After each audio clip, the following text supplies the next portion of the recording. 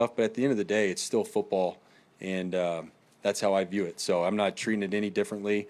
I'm not treating my preparation any differently. I'm just going to go out there and play and be myself. He's a leader, you know. He may not have the starting job attached to his name going throughout the season, and he may not have a C on his chest, but the guy's had success in his career. You know, I've seen a lot of confidence. He's got a type of mojo with him, a type of confidence with him that you rarely see.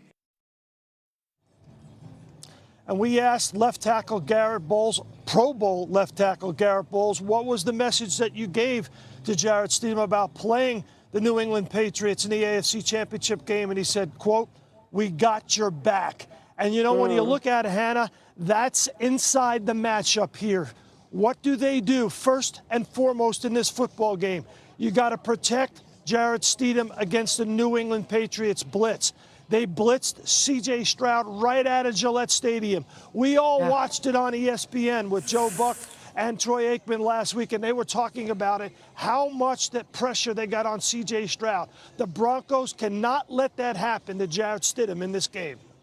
Can I say, though, that the Broncos arguably have a much better offensive line than the Texans? In fact, one of the best offensive lines in all of the land. So they'll be tested today as Stidham only has 4 career regular season starts, fewest by a quarterback entering a conference championship game in history. Sal, more on Sean Payton from you coming up, my friend. Thanks. Jay? All right, Hannah, Damian Woody and Herm Edwards joining us now. Damian, I want to start with you. What is the formula for Jarrett Stidham and the Broncos offense? Yeah, Jay, I think it's first and foremost, they have to stay balanced. And what I mean by that, they have to run the ball. You know, last week against the Buffalo Bills, they only ran it for 70 yards. So the Denver Broncos have one of the best offensive lines in football. They have to run the football and get their offense in third and manageable. Because they can do that, then I think it'll help them against this Patriots, very good Patriots defense. You don't want to get this thing in third and long because Mike Vrabel and company will throw the kitchen sink at Jarrett Stidham, just like we saw last week, you know, against C.J. Stroud. So manageable down and distances for the Denver Broncos. Obviously, it's going to be a game where you need some early completions. You got to simplify the game plan for them and then run the ball. And that's what they're going to try to do. Don't put yourself in third and long situations. You don't want to deal with that. But you want to get the ball out of his hand, get some early completion so he can gain some confidence and methodically just move the ball. Don't look for big plays. Just look for little completions. If you do that, you'll be in the game. Damian, back to you. How much pressure do you think falls on that Broncos defense knowing that they have Stidham, backup quarterback, under center? Yeah, I mean, listen, this is the team's calling card, is their defense. Remember, this is the Broncos defense that led the league in sacks. And so if you're the Broncos defense, you have the home field advantage. You have the crowd noise on your side. You know, maybe getting a couple turnovers to really give your offense more possessions in this game. And so this Broncos defense, they're going to have to lean on this group if they want to advance to Santa Clara and play in the Super Bowl. D. Wood makes a great point there. This defense is playing at home. They led the league in sacks. Playing a quarterback May last week turned the ball over a bunch. Yeah, he did. Played nervous, right? He did. And this is the big one. They've hit the quarterback together. I'd love to start in Seattle with the Seahawks, with Sam Darnold. Obviously, he was limited in practice this week with the oblique injury. I know he doesn't have a game designation for today, but can you give us some more information on Darnold and his health? Yeah, and he's going to start today. There's no doubt about that, but it is also a lingering injury. At practice this week, Sam Darnold split all the reps with Drew Lock, who's the backup quarterback. He did not attempt any long throws. All the throws that he made this past week when he was limited were short and of the medium range. I'm told that today, when the game rolls around, he'll be ready to let it rip, but he did not do that during practice last week. And of course, the Broncos lost their quarterback, Bo Nix, to a broken ankle on this play that he suffered against the Buffalo Bills. He underwent surgery this past week. It is a 12-week injury where he's not allowed to put any weight on that ankle for at least 4 weeks. So anybody holding out for some miracle return in the event that the Broncos somehow beat the Patriots today and get to the Super Bowl, wondering if Bo Nix could come back after 2 weeks away. That's not going to happen. He is indeed out for the year. It's a 12-week injury. He's expected to be ready for the start of OTAs. And so in the interim, without Bo Nix, Jarrett Stidham steps in. The Broncos believe in him. Sean Payton told reporters on Friday that Jarrett Stidham is the least of their worries. He's worried about everybody else. And Denver has rallied behind Stidham, and they're now calling Denver Stiddy City. Yeah, Stiddy, who hasn't thrown a pass since 2023. It definitely will be Stiddy if this is incredible story that he would lead them to a Super Bowl. Adam, you're all over it. We'll see a countdown. Top of the hour, my friend.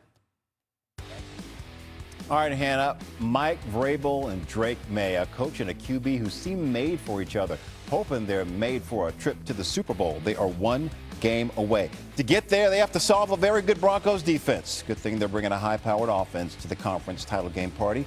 Mike Vrabel looking to say just the right thing to push the Pats to Santa Clara. Our Dan Graziano first on the field at Empower Field at Mile High covering the Patriots. Dan, good morning to you. What more can you tell us about Mike Vrabel's message to his team? Yeah, Jay, the message has been don't change anything up. Whatever you were doing to prepare for your game in week 4, week 10, week 15, do the same things this week because that's what got us here. Vrabel has been clear all year that he wants his players to embrace the joy that comes with playing this game for a living. And so any emotions you're feeling about being one game away from the Super Bowl, playing in the AFC Championship game, enjoy those, lean into those, but don't let it affect your preparation for the game. Keep things the same in terms of your preparation and what you do to get ready. It really matches up with one of the mantras the Patriots have embraced, which is don't switch the mac and cheese. And Stephon Diggs explained this a few weeks ago. It comes from a situation where one of the Patriots players went home for Thanksgiving and someone had decided to change the mac and cheese recipe that they've been using for years, and it didn't go over big. And the message is don't change what's working. So the Patriots come in today knowing it's a huge game, knowing they're a win away from the Super Bowl, but they want to make sure not to shake up that mac and cheese recipe that got them here. You never mess with the mac and cheese. Never, ever, ever. Dan, thank you so much. Got to see you back in a bit for more on Drake May. Back to Hannah now. Hannah? Jay, I'm saying you use multiple different kinds of cheese in the mac and cheese, and you can use evaporated milk as kind of a cheater if you don't want to make a roux. You know, those are just my personal tips. I like but just don't change the recipe at the last minute. Don't do that. No. Stephon says don't switch the mac and cheese. So dance with what brung you, like whatever you want to say. All right, Damian, what is the tried and true recipe for the Patriots offense today? Yeah, it's going to be the name of the game is going to be protection, keeping a clean pocket for Drake May, and Drake May protecting the football. You know, last week, Hannah, against your Houston Texans, they sacked him 5 times. Left tackle Will Campbell had his hands full with Will Anderson Jr., okay? And then we saw Drake May have multiple turnovers. He had 4 fumbles, 2 of them that were recovered by the Houston Texans and an interception.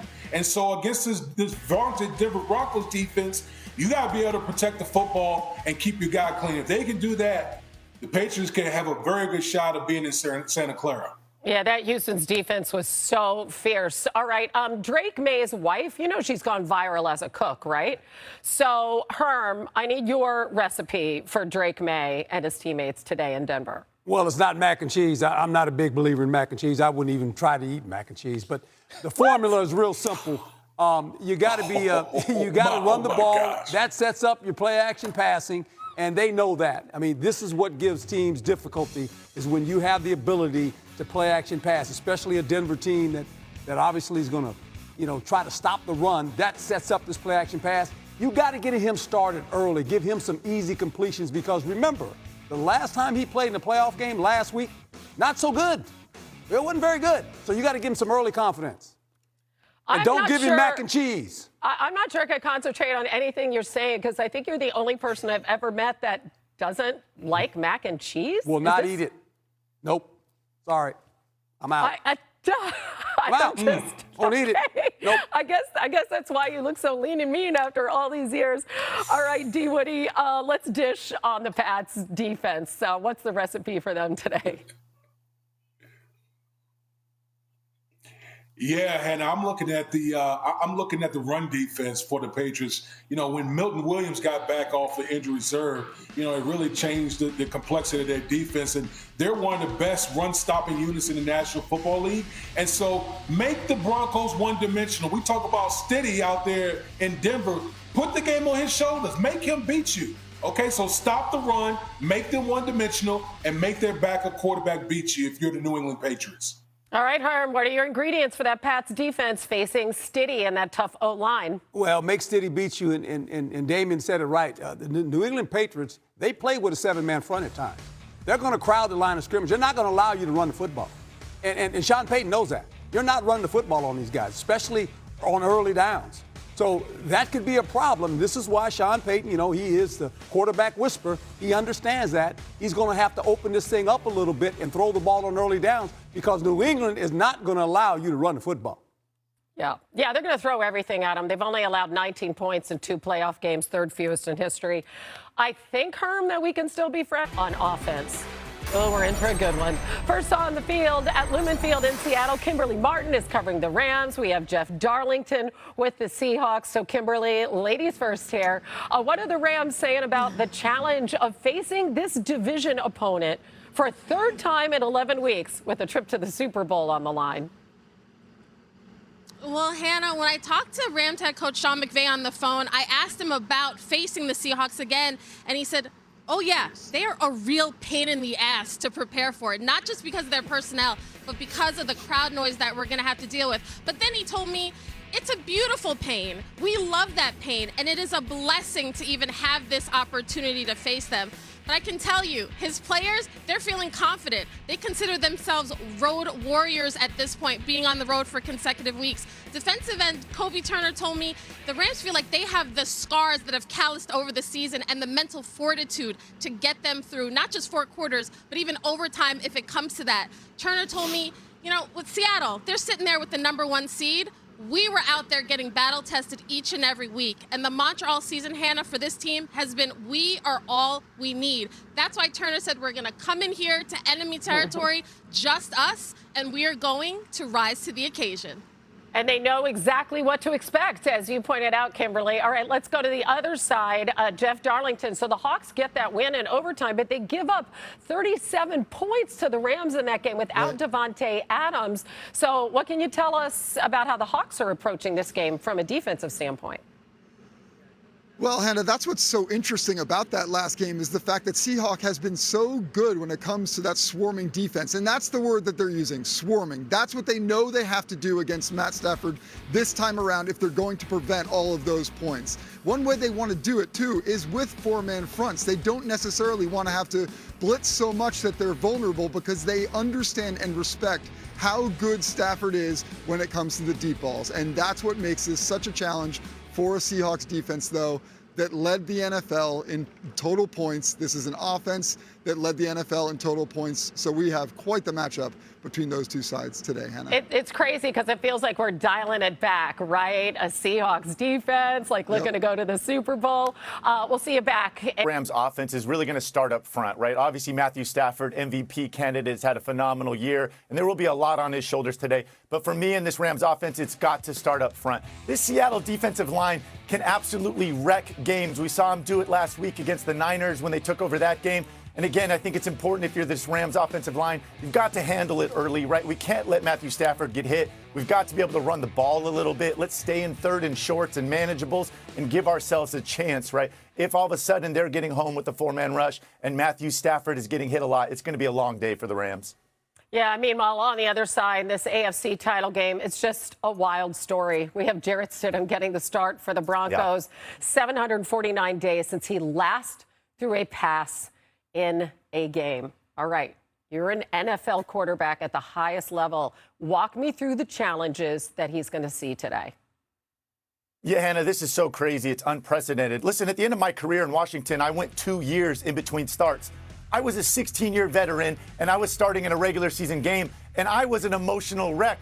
This kid has started 4 games in his career and now gets his next start in the AFC Championship. And listen, I think it's going to be so important, not just for Jarrett, but for Sean Payton and the rest of this Broncos offense to really get him in a rhythm and settle down, right? He's going to want to be jumping out of his skin, right? He hasn't played in a long time. There's going to be 1,000 different emotions running through his head. And so I think it's going to be important early to get this kid into a rhythm, get him some confidence so that he can just go play football. Well, he looked pretty confident in that walk-up video we just saw. You know, I love the cowboy hat. He's right there. Let's go, Broncos. Look good, feel good, play good, Hannah. There you go. And pay good, right? Yeah, that's right. If you look good, you feel good. You feel good, you play good. You play good, they pay good. Much more from Alex coming up on postseason NFL Countdown, top of the hour. Thanks, my friend. All right, Hannah, Drake May has the Patriots 1 win from the Super Bowl, but the road to Denver has been anything but easy for the MVP finalist. In his first career playoff game, May was sacked 5 times and fumbled twice in their wild-card matchup versus the Chargers. Last Sunday, he was sacked 5 times again while fumbling 4 times versus the Texans' #1 defense in the divisional round. He now sees a Broncos defense that sacked Bills QB Josh Allen 3 times last week. Allen also committed 4 of Buffalo's 5 turnovers. Let's go first on the field at Empower Field at Mile High. We have both Sal Paolantonio, who is covering the Broncos, and Dan Graziano, who is covering the Patriots. Beginning with you, Dan. Drake May has been sacked 10 times and fumbled 6 times in 2 playoff games. What's he saying about trying to fix these issues? Yeah, he's saying he's got to take better care of the ball, which is obvious. Well, obviously, when you see those numbers. But Drake May talked this week about having that internal timer, that internal clock in his head to remind him that he's holding the ball too long. Really tried to work on that in practice this week. Also working with offensive coordinator Josh McDaniels, kind of drilling down on what aspects of the overall operation have been going wrong that have contributed to these issues. The issues with giving up sacks, the issues with fumbling when he is sacked. Can we get the play in quicker? Can we do something different when we're at the line of scrimmage? So it's been a major focus of Patriots practice all week. Drake May obviously knows that he has to take better care of the ball, and the left side of the offensive line, couple of rookies over there that have really struggled the last 2 weeks. They know they have to be better in pass protection if they want to give Drake May a shot today against a team that led the league in sacks in the regular season. Indeed, they did. Dan Graziano, thank you so much. Let's bring Sal Paolantonio in here. He's covering the Broncos. Sal, Sean Payton has been seeking out some advice from one of his Hall of Fame mentors ahead of today's game. What more can you tell us about that?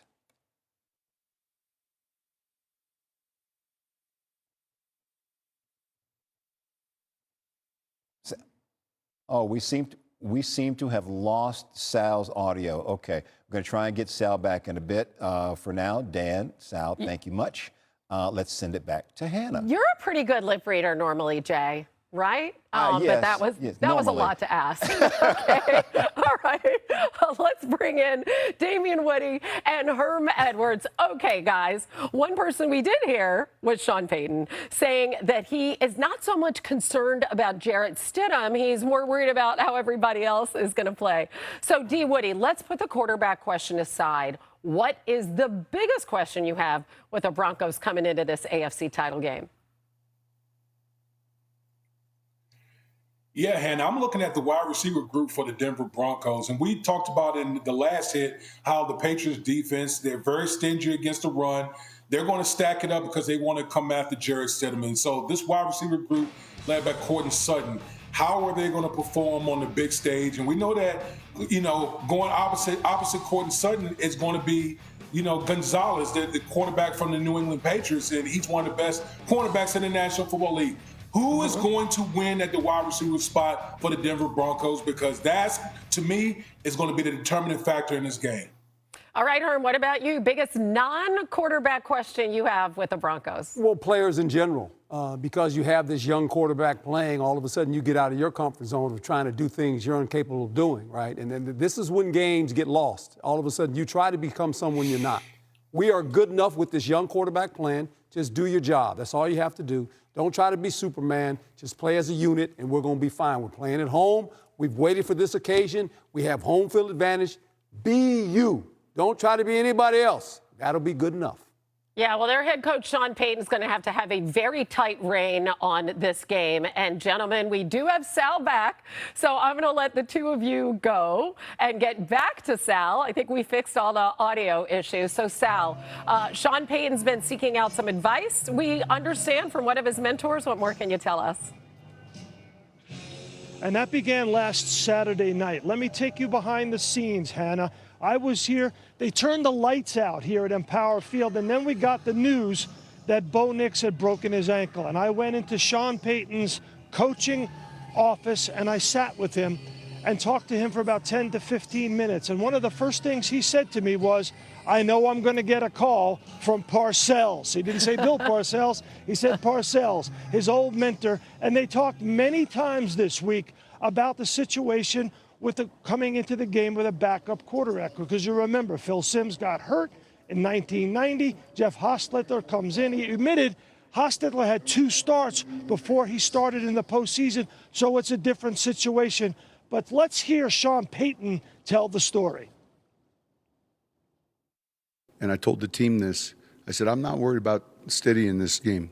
I'm worried about everyone else, all right, and how we play. And that really is the truth. And that's exactly what Bill Parcells told his Giants team back in the day. He said, I'm not worried about Jeff Hostetler.